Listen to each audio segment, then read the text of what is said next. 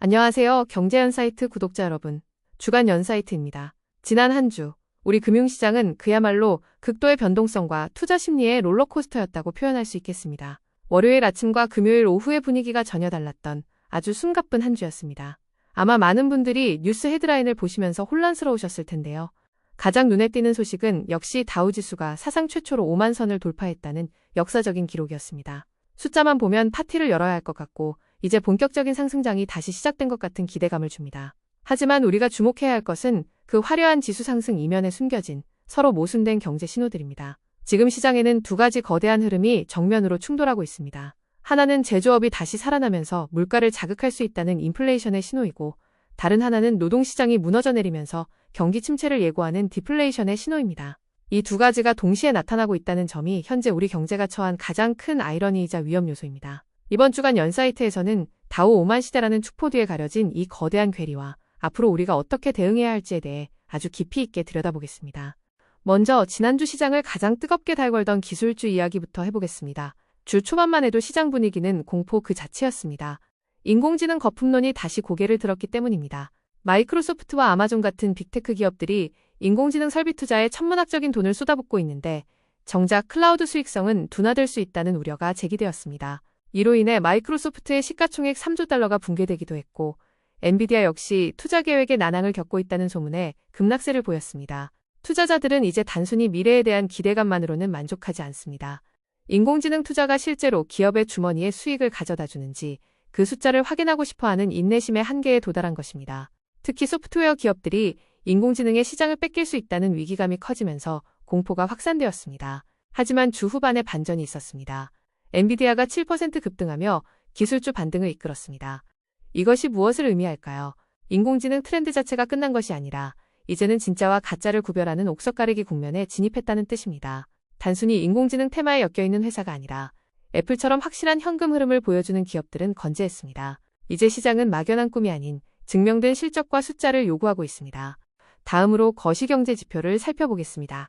앞서 말씀드린 대로 지금 경제 지표는 완전히 상반된 두 가지 이야기를 동시에 하고 있습니다. 먼저 제조업은 부활의 신호탄을 쏘아 올렸습니다. 공급관리자협회 제조업 구매관리자 지수가 52.6을 기록하며 1년 만에 확장 국면으로 돌아섰습니다. 특히 신규 주문이 폭발적으로 늘어났는데, 이는 실물 경기에서 수요가 강력하게 살아나고 있다는 증거입니다. 공장이 돌아가고 물건이 팔린다는 것은 경기에는 좋은 신호지만 동시에 물가 상승 압력과 금리 상승의 원인이 되기도 합니다. 반면에 노동시장을 보면 등골이 서늘해집니다.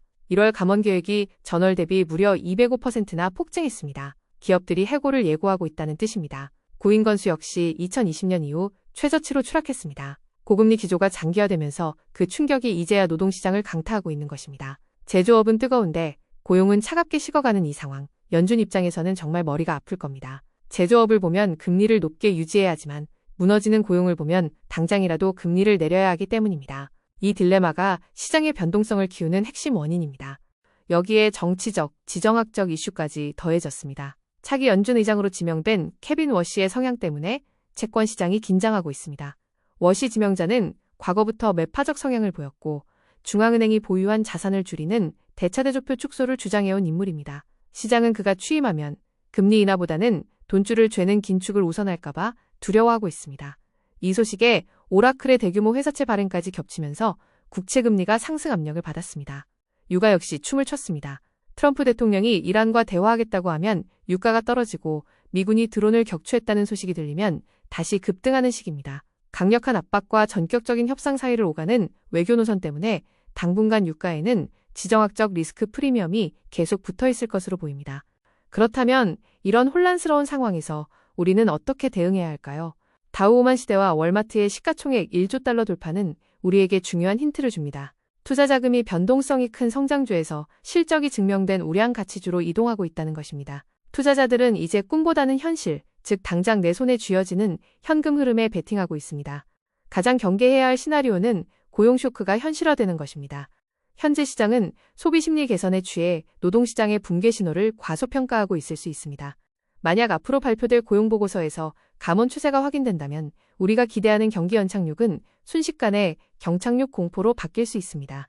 이는 주식시장에 큰 충격을 줄 것입니다. 비트코인이 7만 달러를 회복하며 위험자산 선호 심리를 보여주곤 있지만 이는 펀더멘털보다는 유동성에 기댄 반등일 가능성이 높습니다. 따라서 지금은 다우 5만 돌파에 흥분해서 무작정 주식을 살 때가 아닙니다. 제조업 회복을 믿을 것인지 고용 둔화를 우려해 방어적인 태세를 취할 것인지 결정해야 합니다. 저는 여러분께 다가올 고용 지표를 확인하기 전까지는 우량주 중심의 보수적인 대응과 현금 비중 확보를 권해드립니다.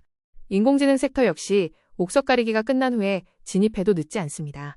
지금은 샴페인을 터뜨릴 때가 아니라 다가올지 모를 태풍에 대비해 닷을 단단히 내려야 할 때입니다. 오늘 주간 연사이트는 여기까지입니다. 여러분의 성공적인 투자를 기원합니다. 감사합니다.